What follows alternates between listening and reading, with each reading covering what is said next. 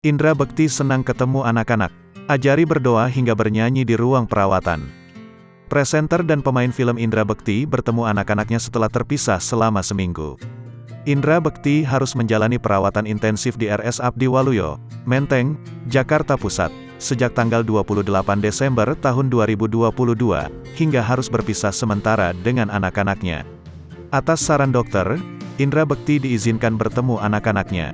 Aldila Jelita mengatakan, momen pertemuan Indra Bekti dan anak-anaknya cukup mengharukan.